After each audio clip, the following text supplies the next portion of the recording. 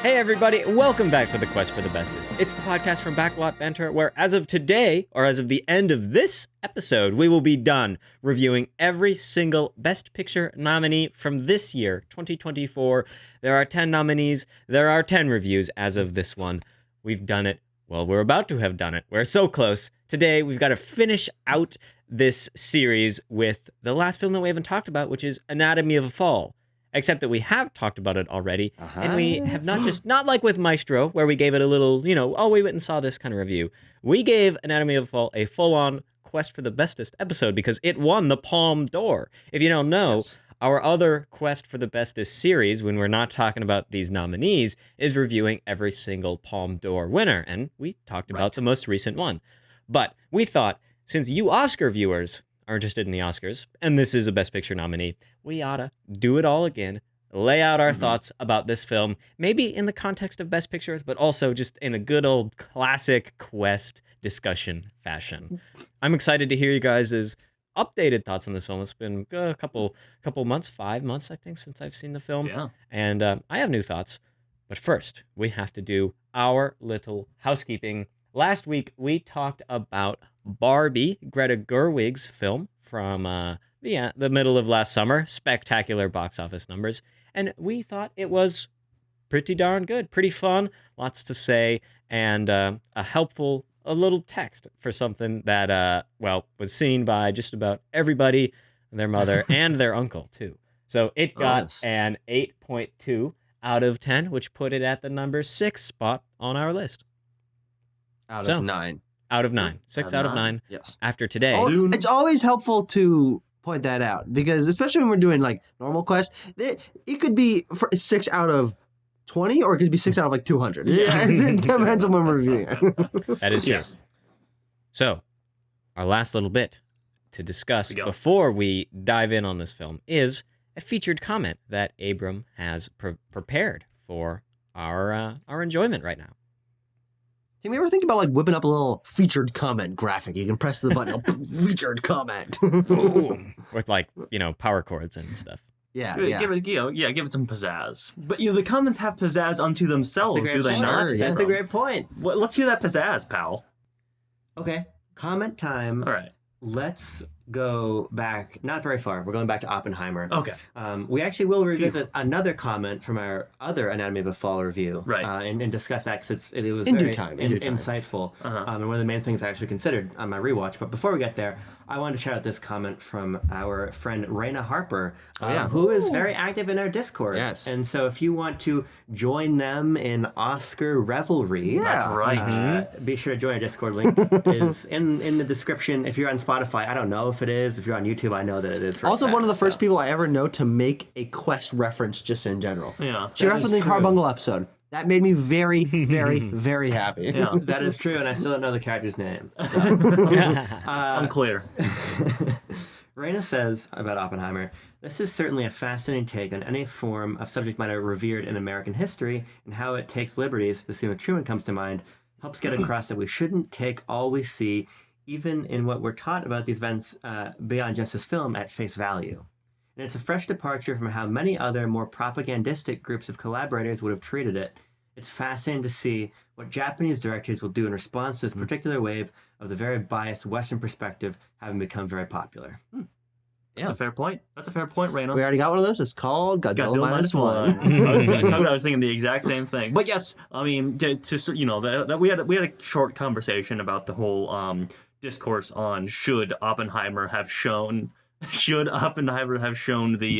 effects of the Hiroshima and Nagasaki attacks in Japan. And I think that largely that seems to be my thoughts on it as well, is that, I think that I welcome, and I'm sure Christopher Nolan does as well, Japanese voices, Japanese directors and artists to sort of reflect upon that and the rise to prominence of Oppenheimer being like one of the most massive movies of last year. Yeah. Mm-hmm. We're gonna get the people's Oppenheimer. Imagine.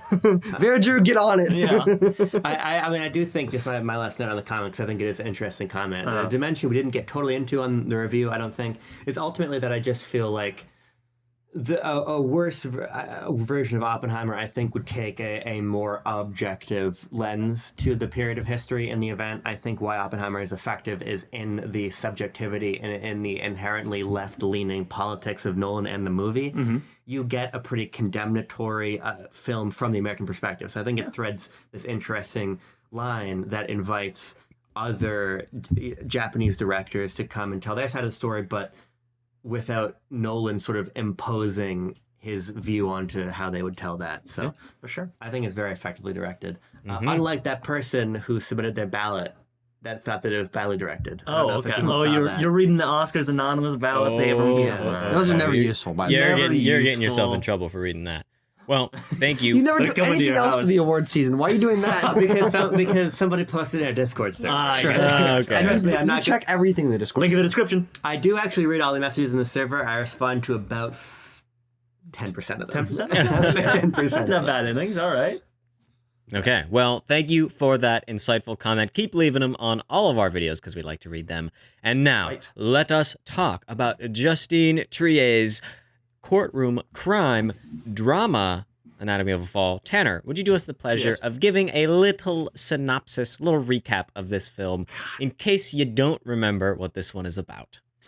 Oh, I will say, Yeah. it's not a crime drama. It's a Schrodinger's crime drama. Oh. You don't know if it's a crime drama or not. It's never actually. Did a murder get, the murder may or may not be inside the box. You never know.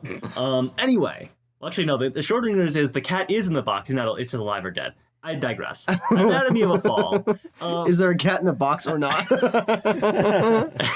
Anatomy of a Fall is a film about a woman named Sandra. She lives in France with her husband, Samuel, and her son, Daniel. One day, actually on March 5th, the day that we're recording I was this, just about to say the that. day that we're recording this, Samuel somehow takes a tumble out of a window and cracks his head and dies, much like Humpty Dumpty in Tales of Old. And the film is largely concerned with the question of, did Sandra murder her husband or not? Of course, this is complicated by the fact that her son Daniel, the only witness to the crime, is partially blind and cannot, speak to anything that he saw necessarily. So a lot of the film is drawn into perhaps Sandra's moral character, the relationship and the relational strife that Sandra and Samuel had, and I don't know, did she do it or not? Did she do it? .com. Go cast your votes in the poll. Also, let us know in the comments if you think that Sandra did it or did not do it. I'm sure we'll give you our thoughts again on our second viewing of this, by the way. So, did anyone have any greater revelations this time around? I suppose my question would be. That's a good place to start. Abram. Yeah, I mean, I did in relation to a particular scene that we got a long comment about that we'll get to in time. The scene, the climactic and best scene in the movie, where Sandra and Samuel are arguing, Right. Which we'll get to in time. But for the most part, I didn't really get much more out of Anatomy of a Fall in a second watch. But to me, that's not really a criticism of the film. I think it's more a reinforcement of the fact that Justine Triet and her husband wrote such an immaculately deft screenplay that you capture all of the nuance and all the dimensions of the story, in my opinion, on a first watch, because it's so clearly directed to where I think unless you are falling asleep, you're not really going to miss, I think, a lot of the texture of the film. Yeah. Even though there's definitely a deeper degree of like acting nuance, I think you can pull it on a rewatch. I think that ultimately this is just a reinforcement of the fact that I love Anatomy of a Fall. No, I'm in the exact same boat. The only like extra things I got out of Anatomy of a Fall is rewatching, especially like the first 30 or so minutes, where first time I watched it, I didn't know what was going to happen at all, and so now rewatching it, I'm like, oh, okay, this leads into this in this way, in a way that I had no idea where I was going to end up last time. But it just reaffirmed that I really like this movie, and it doesn't give me any new answers on a rewatch, but it gives me a lot of new thoughts of, oh, this is really interesting when you word it this way, when you think about these themes, when you think about the way that the script plays with language and personality and history and lying and truth and all that stuff.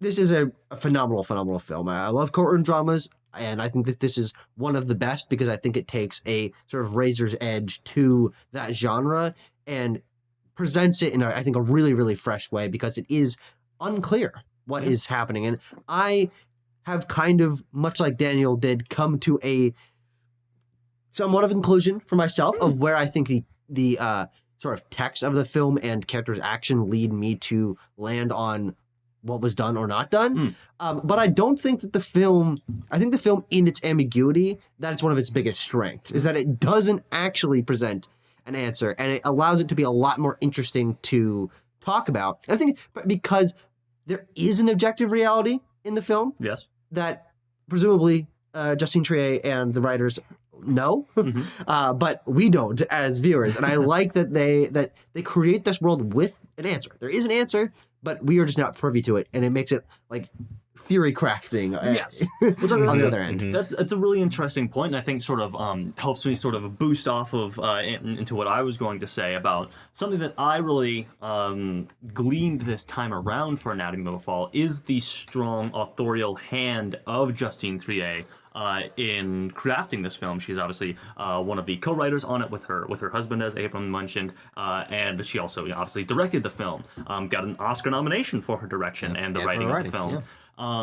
And so I was like, I mean, it's like an immaculately constructed screenplay. It's like got no holes in it. Immaculately conceived, you might say. Yes, some might say. But I guess this time around, I really paid attention to her directorial hand as well. A lot of the stylings that she brings into it, and how even in the imagery, like the filmic language of Anatomy of a Fall, she is bringing into questions things like objectivity, facts, truth, subjectivity, that kind of thing. Wherein, yes, Tucker, she very clearly has an answer going into it. And so Justine Triet almost acts as if she is God in this film. It's like, I am the omnipotent force. I know the truth. I know the answer of this. I am constructing this world with the answer within it.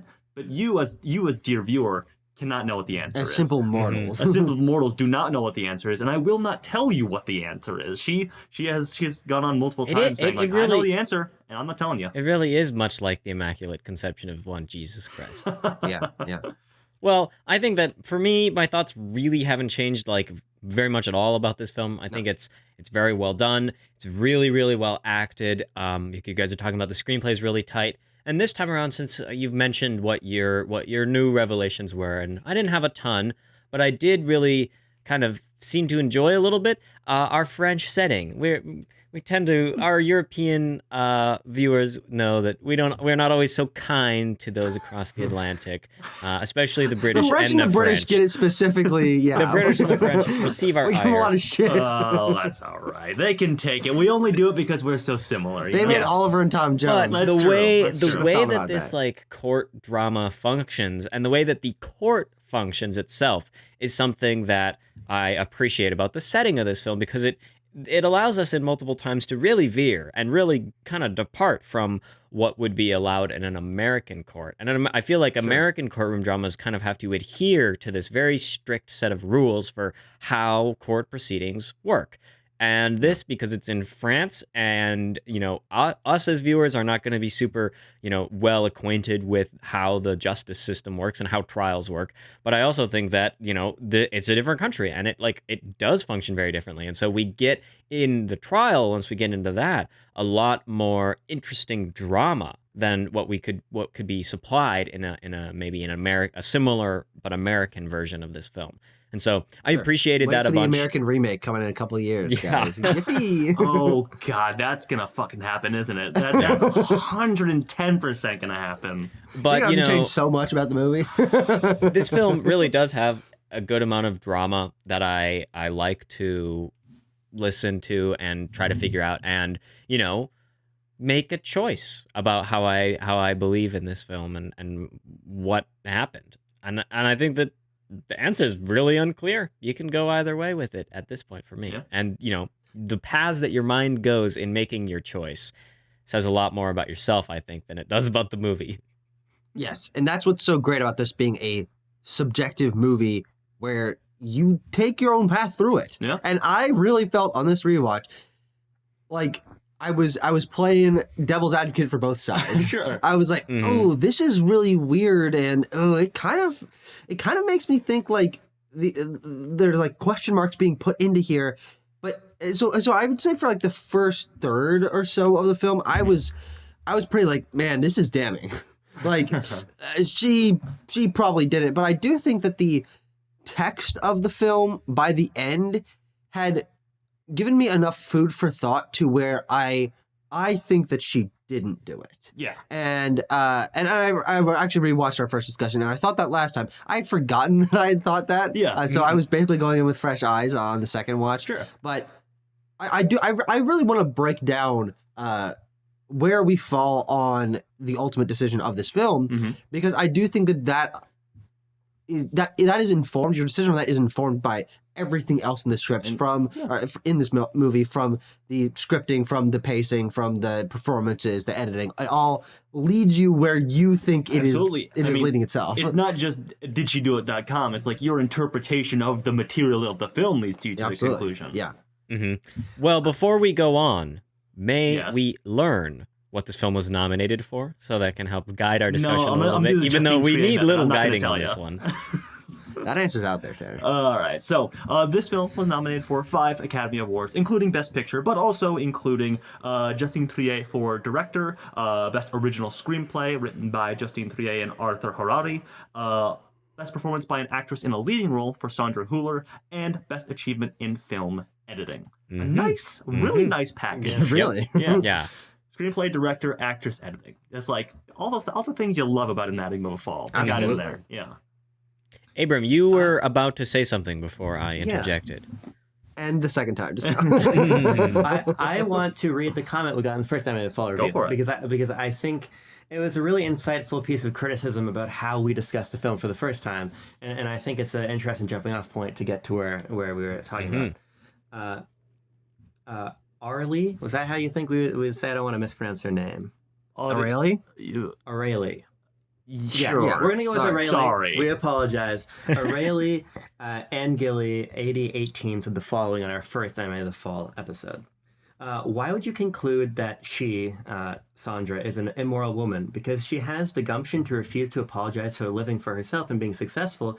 Your all-male panel hasn't touched on the clear commentary on sexist perceptions of women as mothers, as successful professionals, as wives. That argument between husband and wife infuriated me as a professional woman. He goaded her into a fight, triggering her by bringing the son into it, and stating that he was also being hurt by her attitude, and all because of his own anger and shame and frustration about his own failings. She's right.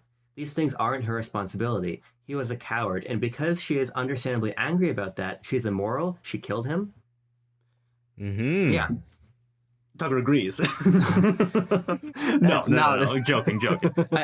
I mean, what I'll say is I think that this is a very useful comment for us to get on Quest, because ultimately, in a lot of the films we review, we end up having to project our position onto much more marginalized characters and say, well, this is what we think. And while I think we're totally within our right to do so, and it's important for us to do so, I think it's also very interesting to hear from people who more directly relate to the material conditions of our characters. Right.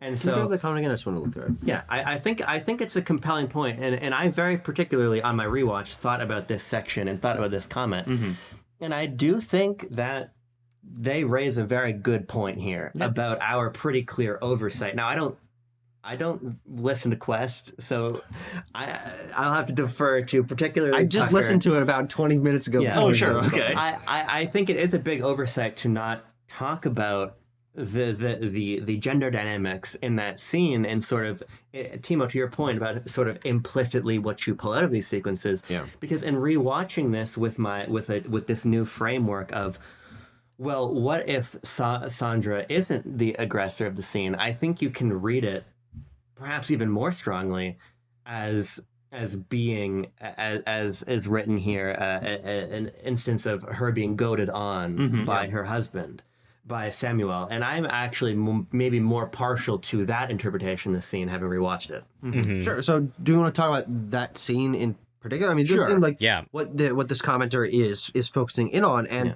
I will say, having just re-listened to it, it was a little bit of the conversation that you were raising about why you thought that the film ultimately ended up on the side of that she did kill him, was in the way that it, over the course of the film, we learned so much about her character and what her quote unquote moral standings are, the way that she has approached a relationship, the way that she has, potentially stolen from her husband, whatever. Like there are her character is what is in question in this film, and so the morality around that is definitely in question. And you were the one that ultimately ended up being like, oh, she's immoral in these situations, and Sure. I feel weird listening back to myself and hearing that I didn't push back on that, because especially on this rewatch, I think that the film very much portrays Sandra's personality and her history as seen as immoral, but through the way that she explains things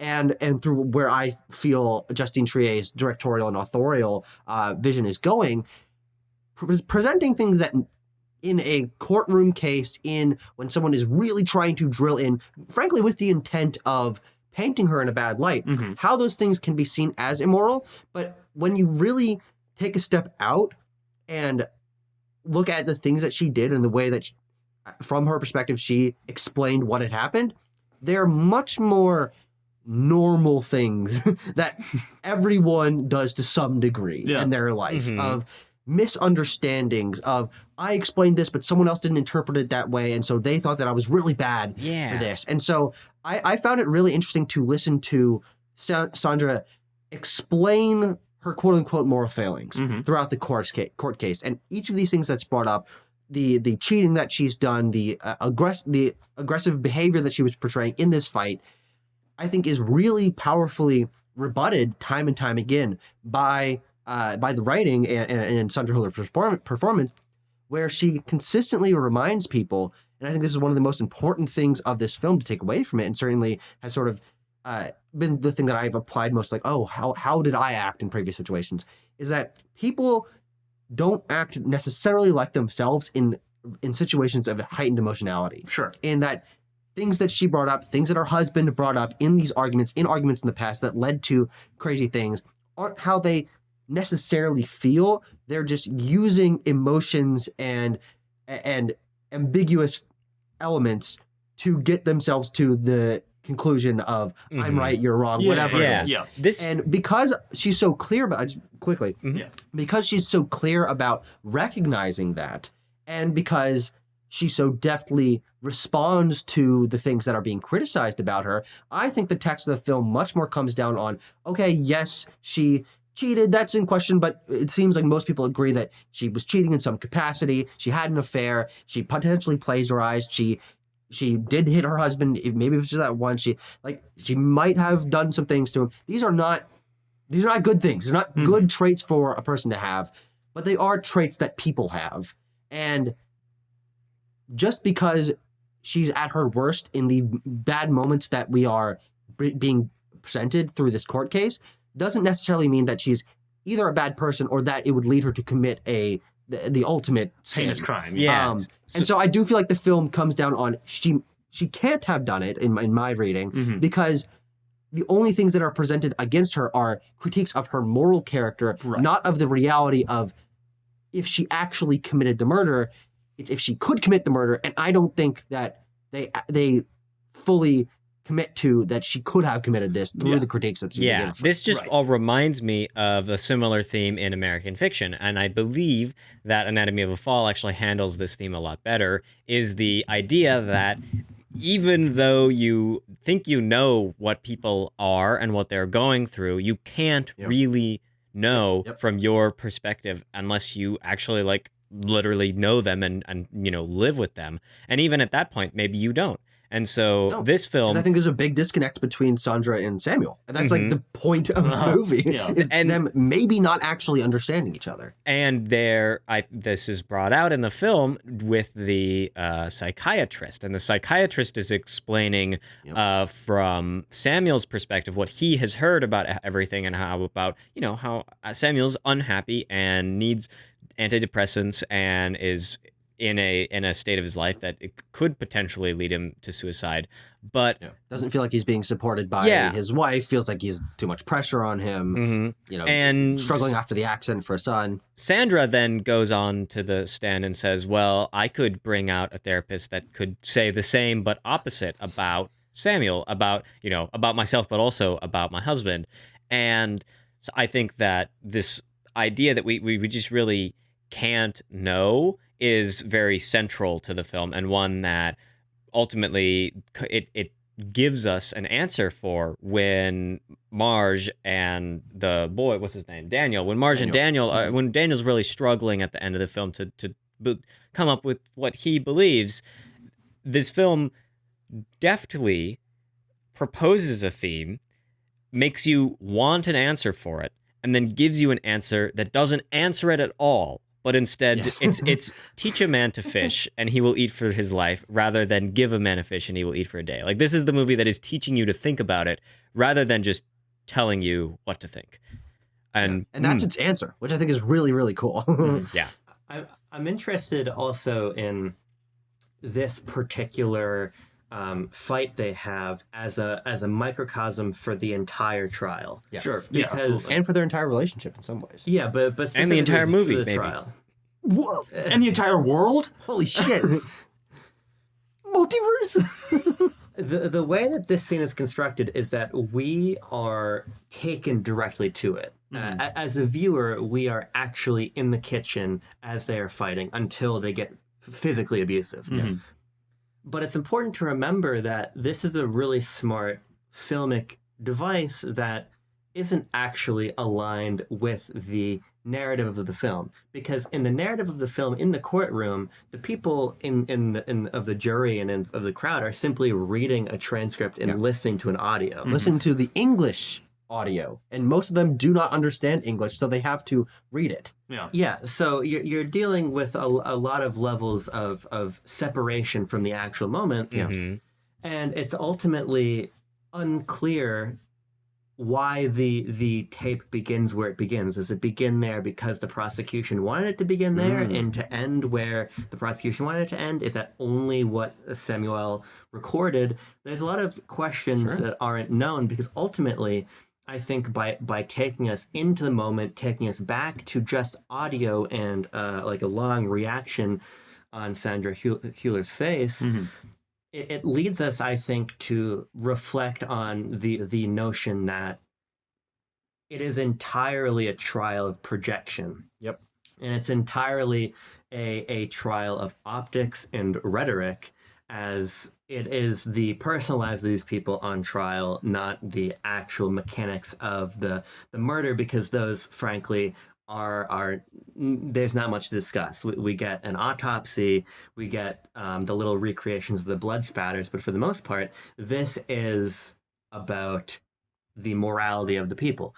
And so, while so much of the film is just conveyed through dialogue, I think taking us to that moment, and like a jury member sort of subconsciously asking the audience to craft a potentially fictionalized understanding of how these people were even looking at each other and standing in that room and moving between each other, is very important for the underlying point, which I agree with you guys entirely, is that ultimately it doesn't matter if she killed him or not.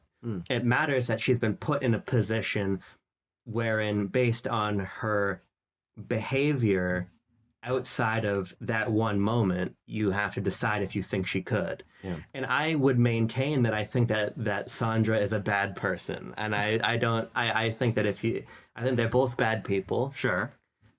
And, there's bad people on both sides. Well, be careful. I think that why this film is so interesting is that Sandra is not a character who is perfect, and, as the prosecution jokes, just caught in a moment of rotten luck. Yeah. She is a clearly deeply flawed person, but I think that with this comment in mind, when I reflect on the fact that this entire sequence is constructed, I do see A narrow way through. I do see, that's a Dune reference. I do see, on an optical level, the way wherein you're supposed to side with the male figure there, perhaps with no reason other than your implicit bias, because we don't know why he was recording. We don't know when he started recording. We don't know why he stopped recording. We don't know what the prosecution picked. We don't even consciously know why we project the dynamic onto this out of context 2 minutes that we do. I think the best part about Anatomy of a Fall screenplay and Justine Triet sort of constructing the whole film is that she primes the pump on all of that. Like, she gives you in the opening, like, 20 minutes of the movie, she gives you all this on a silver platter. It's like, hey, this is what I'm saying with the movie. When Vincent comes over for, like, their first, initial meeting, and she says something along the lines of, like, I didn't kill him, I would never kill him, and Vincent's response is, that's not the point. There's a later line that that he says that no one's going to believe that that he didn't that he jumped. Like, no one's going to believe that. I don't believe that. Yeah. So it is. She's telling you. Justine Triet is telling you that, like, yeah, hey, the point of this movie is not whether or not she killed him. It is putting Sandra's moral character on trial. It is allowing this jury of 9 people, 12 angry men. You don't know that's true for France. Don't know if that's we true actually for France. barely see the jurors. Yeah, you Yeah, really don't see hardly. the jurors. They're certainly not characters. Exactly. Putting the ugliest moments of her life on display for them. Trying to paint her as a nasty, horrible, murderous person that steals and is capable of murdering her husband. And most importantly, the fact that while we can draw some conclusions from the things that she says about Samuel, ultimately he is not on the same level of like emotional moral trial that she is. Like, Yeah. ultimately we have to prove that they're trying to prove that it is reasonable that it was suicidal, not that he was like a horrible murderous person. And so that is like the the bias burden that of Justine proof. shows to us. The burden of proof for this moral trial is very different for our male and our female characters. Like, if we're really going to take to heart this idea that we us as reviewers maybe have to reckon a little bit more with the gender dynamics of this film, that Sandra really has to survive a whole lot more than her dead husband does. Like, Yeah, at least a little more in the year. More. what? more like that the things, survive. there's a moment where she talks about wanting to keep things from being brought up in the trial. She says that she wants to keep his image clean. Yeah, exactly. Another thing at the beginning of the movie is that I don't want this to get nasty. I want to keep it clean. Yeah, which is a complete failure. It goes there. It gets nasty and is not kept clean, and it makes me think like over a year. Yeah. Does her wanting that is she genuine in wanting that, or is that a keep his name clean, thus keeping my name clean? I mean, the use of meta-textual like news and iPhone footage and like kind of other I don't know, not I would say like other perspectives of this film that it takes from a media view. The media perspective of this whole thing, this trial, is important to see that we are like in the world of the story, we are not the only ones watching this, that like the events of this trial are more important than just for the film. Like, the film is also saying that they're important in the world too. Yeah. I think what's interesting about that subjectivity in the difference between us as a viewer and the world of the film is that I actually think we're better positioned to make this judgment than any other character in the film, because we get to see where the jury and the judge and the French people or people around the world watching, like, learning about this trial, we get to see more than they can. And the reason why I actually don't know, other than like a little bit at the beginning where I was really mixed on where I felt the film was lying, the reason why I don't think I really ever would side with Abram, ever, God forbid, especially not in this situation, is on her being a bad person, on her doing it, which you haven't necessarily said either way, so I'm not making your claim for you, but is that everything that we see of her external to the courtroom, I think, ingratiates us to understanding her better as a person and being able to empathize more with the very, very, very tough scenario she's been put in. And so when she says things, even on the stand, like, yeah, I didn't say that earlier, or I didn't mention the fight, the bruises, and that kind of thing, because then it would implicate me in other ways, and I wanted to avoid that. That is, she shouldn't be doing perjury. She shouldn't be lying under oath. That complicates the process. Might be different in France. Maybe you're allowed. It might be. Maybe you're allowed to perjure in France. We don't know. We don't know. Just wait for the French remake of, Of 12 Angry of Men. any number of My Cousin Vinny. I don't know. Yeah. But where the hell was I going with this? Sorry. That she says these things, and yes, they are bad in the context of this of the court case. But I think that the way we learn about her character, every flaw that she has and every character mistake that she makes, I think end up becoming pretty understandable, given the crazy situation that she's in, given the past that she has, given the way that she explains certain things. And so even when we're talking about the bad things that she's done, hitting her husband, potentially manipulating him, potentially abusing him in other ways, cheating on him and stealing his work, these things, they're all still ultimately, I think, to a certain degree, subjectively immoral things. She has, from her perspective, pretty goddamn good reasonings why she has done and said certain things. We were in a hard time. We were having a hard time after the accident, and he wasn't satisfying me sexually, so I had to escape and solve this problem in other ways. And so and I told him about the flings that I had, so it wasn't cheating in that way, even though other people would say that's still definitely bad and definitely cheating. Or admitting that she didn't talk about the origin of the bruises because she didn't want to be seen as a suspect. These, I think, are explained in ways that, to me, makes even the worst parts of her character not inherently bad things, because it is still ultimately very, very, very subjective. And now, I've never abused anyone. I've never cheated on anyone. I've never done these things. But I've done things I'm not proud of in my life. And I imagine when I'm hearing her explain these things and hearing these critiques given of her, that if someone were to dig through my life and find annoying and bad and strange things that I've done, that they could present that in a bad way. And then I would defend these things in a similarly defensive They could prove that you killed somebody. Maybe I have. You don't know the whole story. August 17th, 2019. That's really why I ultimately come down on that the film sides with her. Is I think it presents enough moral explanations and character explanations and good elements of her character to where I feel I can make a better judgment of her than anyone in the court and almost anyone else in that movie has, because we're given access to other angles and situations of her life that no one else is privy to. We get to see her talking to the woman in the first scene and see the reaction on her face, and no one else can see that in the movie. And so I just think that the film presents itself clearer to the viewer than in the world of the film, which is really, really interesting. Not the film, sorry. The decision, the trial, the court case is presented more clearly to the viewer than to the people actually making the judgment within the film, in the jury, with the judge, all that. Right. That's interesting, because I think that there's a couple scenes that I think challenge that. One of my favorites is when it's after one of the long nights of the trial, and we see Swan Arnaud, who just Arlo. Sorry.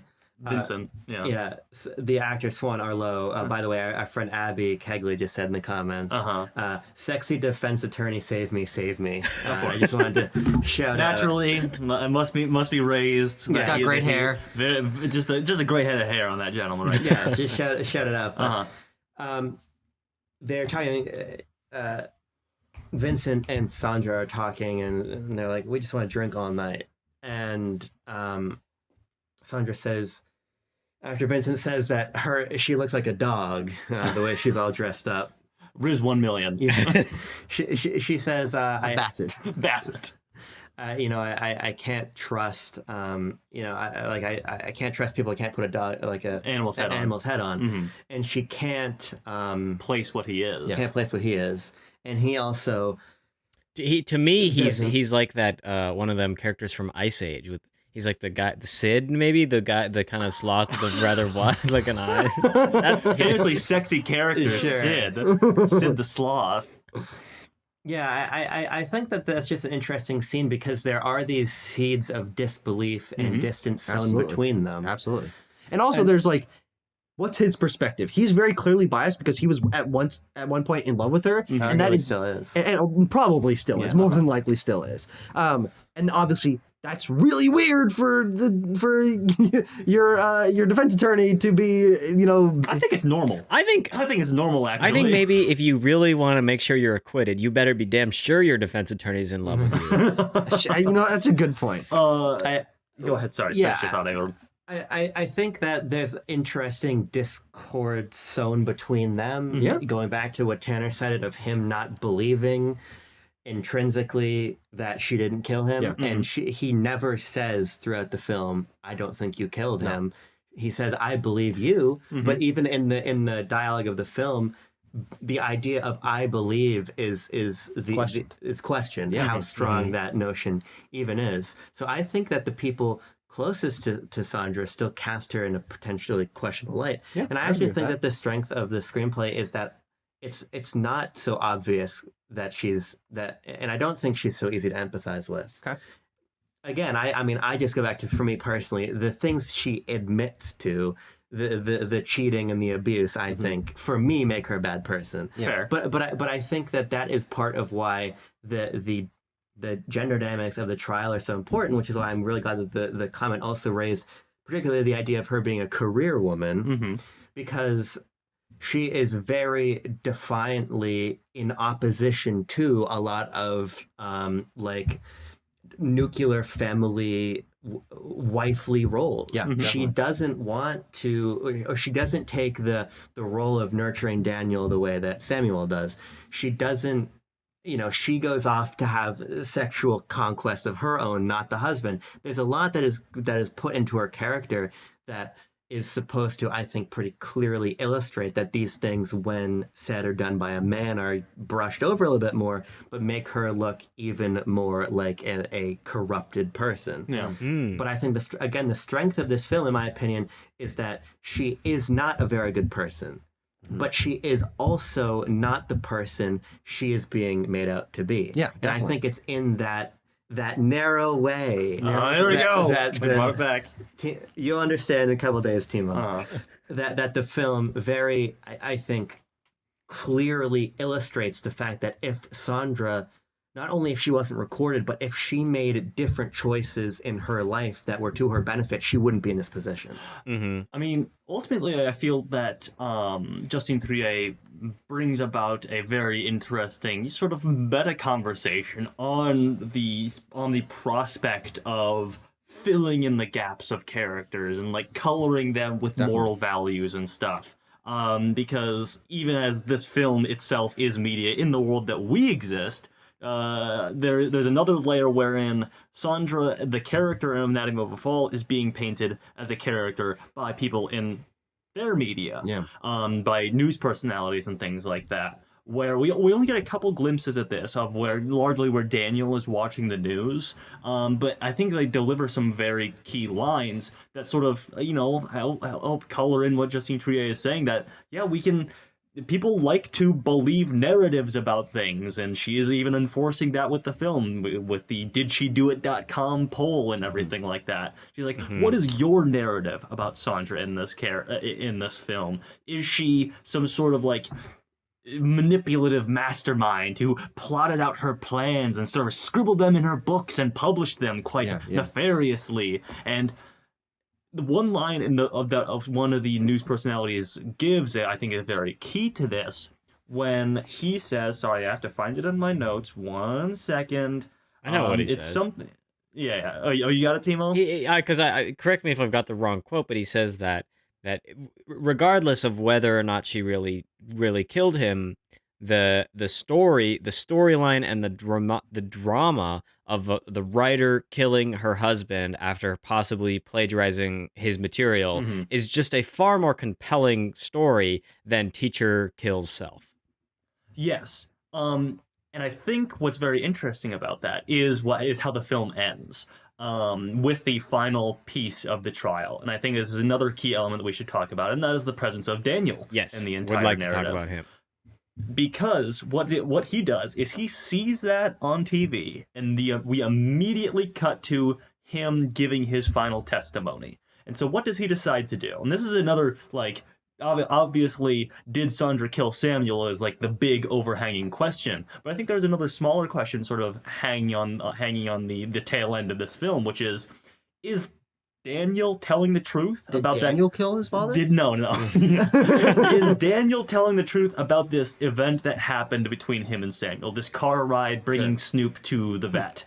Like, is he concocting this? Is he coloring it in a little bit? Is he putting words in his father's mouth potentially? We literally see him narrating over his father's words. So is that Justine Triet trying to tell us something there? To sort of exonerate his mother by planting the seed of making that narrative about the teacher killing himself just a little bit more tantalizing by, like, he had planned this out, he knew he was going to do it, and he was having a final conversation with his son about it. Like, that goes back to the very first thing I'm saying is, like, is Daniel that, like, forethought, does he not have that forethought enough to realize that is what is happening in the trial, make his own narrative, and put it forward into the legal process? It's all about, like, what narratives do you believe about these characters? Well, that's just the end of Daniel's arc as a character. And I mean, there's a couple of other moments where I think Daniel is really a big foil for the viewer in their own understanding of the film and planting seeds of doubt in your knowledge, but then reaffirming your knowledge at the end. I think he kind of goes from this, the opening incident of his arc is when the investigators are trying to get him to be able to determine if he heard the argument or if, and the conclusion is that he was unable to hear the argument as he retells it to them. But midway through, he realizes that he made a mistake, and he actually was probably in a different location in the house than he originally told them. And he's like, I just mixed them up. I don't know. I just got it wrong. I just mixed them up. I was here, I think, instead of being in this place where I told you. And obviously the investigators are pissed off about this. This is not, is not helpful for them and doesn't make him, Daniel, a believable character. But by starting his arc there and having him be essentially making himself believe that his memories are untrue throughout the film, that is, to me as a viewer, reinforcing what this film wants to tell us about not accepting basically anything as it is, and wanting to question as it's told to us, and question our own memory, but that the only way to be assured of yourself and the only way to, like, go forward in life is to just make up your mind and believe it.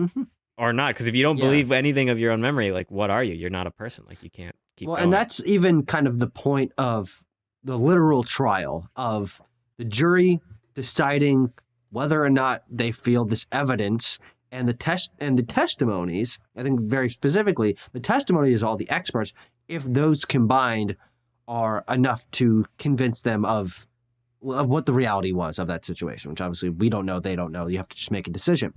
And I think that's especially clear in one thing that I was very focused in on this time is how each of the experts that they call in for each of the elements of presenting each of the bits of evidence are each telling their interpretation of the things as if they are facts. And I think that the one that specifically stands out to me is the guy who presents the audio evidence, and where he's like, this is what happened. We hear blows hitting the face or a body, and we hear something smash. But even in just him describing what is heard after the argument finishes is still colored by his subjective interpretation of those things, because, and that's brought into question again, even his testimony as someone who presumably does this for a living, when Sandra offers an alternative explanation of that's Samuel hitting himself in the face and me trying to stop him from throwing paintings off the wall. And we don't know which one of those is actually true. But I love that the film also,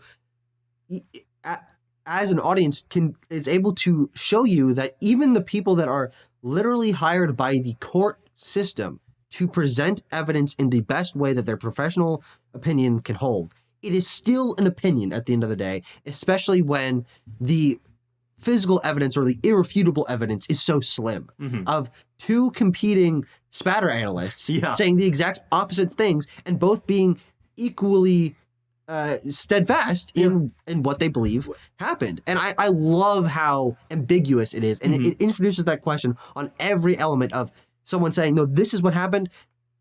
Probably, maybe not. Well, yeah, and this is what I love about the how the film sort of portrays all the experts who come into, and it's especially prevalent with the two spatter experts, is that ultimately it's performance. Yeah.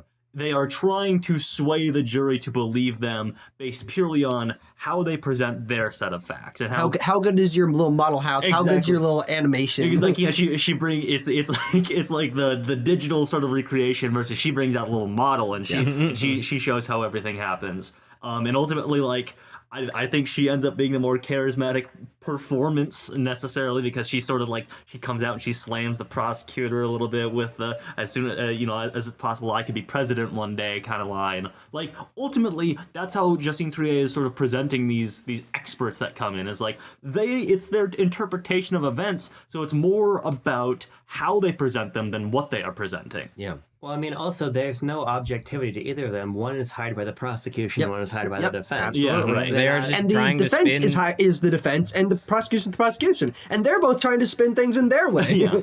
Yeah, but I think it takes me back to Daniel. It takes me back to the final thing with Daniel, because Daniel is in some way, and the reason I also really like the movie ends with Daniel, he is in some way both the most objective and subjective possible voice in the entire scenario. Absolutely. In the way that and I really love the reaction shots that we will often cut to when we get a revelation about Sandra and Samuel's relationship. We'll often cut back to Daniel in the stand watching, and usually his face is very blank. Yeah. Bringing him up at the end, it invites a lot of questions, such as, well, according to Samuel, Danielle is much closer to him. So does he have an inherent bias against his mother? Does he at some point decide, well, if my mom doesn't win, she's going to prison and I'm not going to have any parents? Does he have some sort of ulterior motive for inventing this narrative? Maybe. Yeah. Did he actually remember this? Maybe. But I think it's very interesting that he ends the film with this story that is not cross-examined beyond a remark from the prosecutor, that is not presented to an open audience. Yeah. That then ends with, I think, one of the most interesting shots in the film. Daniel from behind up at the stand, and he's just completely like dwarfed by where the judge and the prosecution, the defense and his mom are all sitting, and sort of the the magnitude of the situation he's in, and his smallness, both as a kid, as everything he is I think brought into clear focus, and it sort of underlines this idea that ultimately only statements like Daniel's that have no basis in any fact are what are going to decide the case. Yeah. Well, yes and no, because even though that is presented chronologically last, and assuming that the film is presented exactly chronologically, that would have been the last thing. We don't know that that's literally what decided the trial or not. That's not quite what I mean, though. Okay, I see what you're saying. In that ultimately it's all fiction. Yeah. Sure. And there is really no more objective truth to what Daniel said at the end than what these splatter artists recreated. As we know from Vincent, that the splatter doesn't support him just falling, but then they create a scenario wherein it can. Yes. Yeah. So to what degree does that have any basis in truth? Daniel's final testimony, and I think the framing of Daniel, illustrates what this is actually about. Well, yeah, I did want to note before we sort of, I don't know how much more you guys have to say about it, but it's something I mentioned at the beginning is the directorial style of Justine Triet, because, it would be easy for her to just make it kind of, straight down the line, sort of harkening back to maybe the 90s of sorts, of these courtroom thriller dramas kind of things. But she does she puts a little thumb on the scale, I think, here in terms of style with the mockumentary sort of thing that she's doing here. People, I mean, modern American audiences might be most familiar with this from sitcoms like The Office and Parks and Rec, where a lot of it is focused on sort of whip pans, crash zooms, things like that make you sort of conscious of, you know, the camera as an object. I think she carries it over from instances where we see Sandra like coming out of the courthouse rather, and you know there are cameras in her face and microphones being shoved in. Where sort of the camera itself for the film is then like it's different, it's noticeably different. It's one of the video cameras being shoved in her face, or we get a moment when her, I guess first. Her audition to go into court is being filmed on like a camcorder as well, and we start that scene in that mode of showing it to us. So I think there's a lot of that sort of thing throughout Anatomy of a Fall, where we are made conscious of the camera and its movement, and it just puts a little panache in the whole thing. I mean, we noted this last time that we talked about this film too. I remember us talking about this, the moment where Daniel is like on the stand and he's sort of being like talked to by the defense and the prosecution, and the camera is sort of swiveling on him. It's a really cool motion. It's really cool, and there's just a lot of stuff like that in here, and it makes me sort of really in awe of how Justine Triet takes a tried and true sort of genre and puts not only her own thematic spin on it, but her own sort of filmic production spin on it as well. I think that she straddles a very nice line of having a lot of restraint, but also having a nice amount of flair in the same way. There's a lot of shots that are just very simple, that are just very much about communicating the emotion that the characters are going through and letting us feel in the performance and in the line readings. But then there are other shots, like there's one that stuck out to me this time.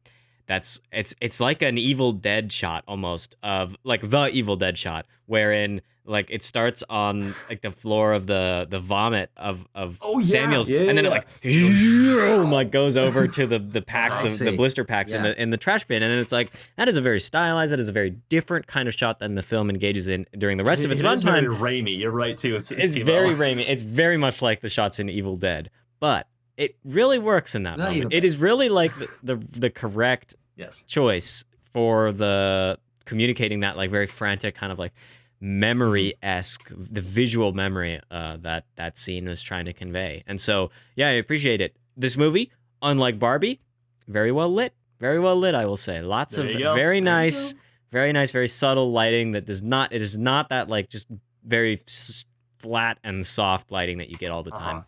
Well done. Yeah. Well done all around. All around.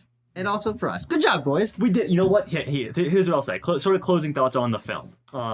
Because I'm gonna peel back the curtain. Here we go. We often do this, but I'm gonna do it. I'm gonna do it again. There was a lot of. There are very few curtains on BLB. We talk about so much shit. We peel back curtains all the time. Yeah. Especially outside baseball at this point. There's no inside baseball. This is regular baseball. There was a lot of hemming and hawing, I guess, from us about, like, what do we do for this review? Do we talk about it in mass, like, again? Do we do an hour plus on it? And check your watches. I think we're just ticking over to an hour right now, I want to say. Yeah. And so we did have, like, an hour-long conversation on it. And I think it's because, having just rewatched all of them now, or watched the first time, I suppose, with Zone of Interest, this is one of the most fun and entertaining films to talk about this Oscar season. This is a great talker. Like, yeah, absolutely. I'm a great talker. Yeah. That's why we have you on. So, Talker Hazel. Yeah. And so I think that, yes, it's a film that inspires a lot of conversation, inspires a lot of feelings and, you know, sort of perspectives on it. I forget. I had a way to fucking. You can cap it right there. I had a way to bring that home. Pen drop. And I don't remember how I was going to do it. So that's why this was a great last one to review. Yes. Yeah. I will say about my own viewing experience. I watched it earlier today. I was a lot more checked out this time around watching it. I think that the element of knowing what was coming and and knowing what to look for took me out of it a little bit. It made the viewing.